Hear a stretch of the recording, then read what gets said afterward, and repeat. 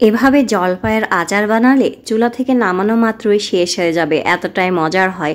জলপাইয়ের সিজনে এই আচারটি একবার হলেও বানিয়ে খাবেন, তা না হলে আফসোস কিন্তু থেকেই যাবে। তো চলুন কীভাবে তৈরি করেছি সেই রেসিপিটি দেখে নিই। এখানে আমি হাফ কেজি জলপাই নিয়েছি, নিয়ে খুব ভালো করে ধুয়ে নিয়েছি। এখন একটা ছুরি দিয়ে এভাবে করে জলপাইটাকে আমি চারিপাশ থেকে কেটে নিয়েছি।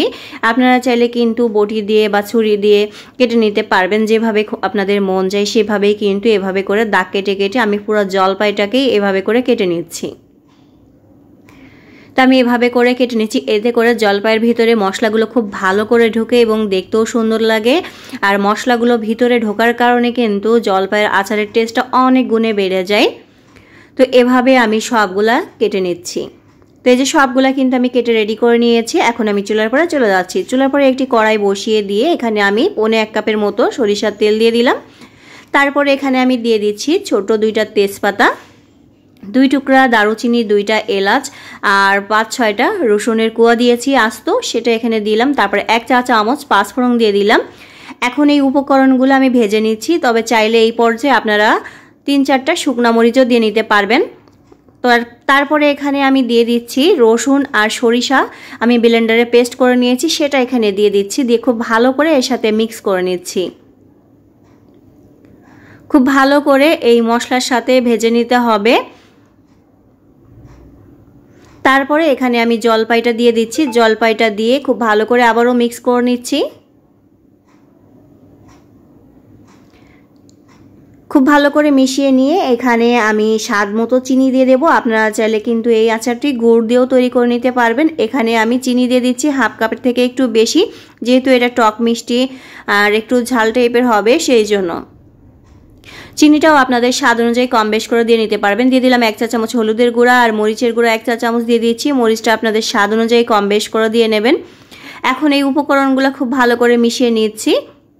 এই পর্যায়ে এটা কিন্তু একটু শুকনা শুকনা মনে হলেও চিনিটা যখন গলে যাবে তখন কিন্তু অনেকটা পানি ছেড়ে দেবে। আর এখানে কিন্তু কোনো পানি দেওয়া যাবে না, এই চিনির পানিটা গলেই আপনার এই জলপাইটা কিন্তু সিদ্ধ হয়ে যাবে। তো এখন ঢাকনা দিয়ে ঢেকে দিচ্ছি আর চুলার আঁচটা আমি লো থেকে একটু বাড়িয়ে দিয়েছি। দেখতেই পাচ্ছেন চিনিটা গলে কতখানি পানি বের হয়েছে। এখন নেড়ে চেড়ে খুব ভালো করে একটু মিশিয়ে নিচ্ছি। এখন আবারও আমি ঢাকনা দিয়ে ঢেকে দিচ্ছি। 2 থেকে 3 মিনিট পরে ঢাকনাটা উঠিয়ে নিলাম। দেখতেই পাচ্ছেন জলপাইটা কিন্তু প্রায় সিদ্ধ হয়ে গিয়েছে। এই পর্যায়ে আমি বাকি উপকরণগুলো দিয়ে দেবো। আমি কিন্তু এখনও লবণ দিইনি। এখন দিয়ে দিচ্ছি এখানে 2 টেবিল চামচ ভিনেগার আর হাফ চা চামচের মতো লবণ আর হাফ চা চামচের মতো বিট লবণ। বিট লবণ দেওয়ার চেষ্টা করবেন, এতে করে আচারের টেস্টটা কিন্তু অনেক গুণে বেড়ে যায়। আবারও ঢেকে দিলাম 1 মিনিটের জন্য। 1 মিনিট পরে আমার আচারটা কিন্তু একদম পুরোপুরি প্রায় রেডি হয়ে গিয়েছে। এই পর্যায়ে আমি 5 ফোড়নের মশলা আগে থেকে টেলে রেখেছিলাম, সেটা দিয়ে দেব। আর তার আগে 1 চা চামচ চিলি ফ্লেক্স দিয়ে দিলাম। আর 5 ফোড়নের যে মশলাটা টেলে রেখেছিলাম সেটা গুঁড়া করে তারপরে এখানে 2 চা চামচ দিয়েছি। দিয়ে খুব ভালো করে নেড়ে চেড়ে নিলাম। এখন আমি চুলাটা অফ করে দেব। তারপর আপনাদেরকে দেখিয়ে দিচ্ছি আজকের এই সহজ আচারের রেসিপিটি যদি আপনাদের ভালো লেগে থাকে অবশ্যই একটা লাইক দিতে ভুলবেন না, আর ফ্যামিলি অ্যান্ড ফ্রেন্ডের সাথে অবশ্যই শেয়ার করবেন। এই আচারটি খেতে কিন্তু খুবই মজার। তো আপনারা যদি কখনো এইভাবে আচারটি তৈরি করে না খেয়ে থাকেন একবার হলেও বানিয়ে খেয়ে দেখবেন, আশা করি আপনাদের অনেক অনেক ভালো লাগবে। তো দেখতেই পাচ্ছেন আচারটা কতটা লোভনীয় হয়েছে আর খেতেও কিন্তু অনেক মজার হয়েছে। তো অবশ্যই আপনারা ট্রাই করে দেখতে পারেন।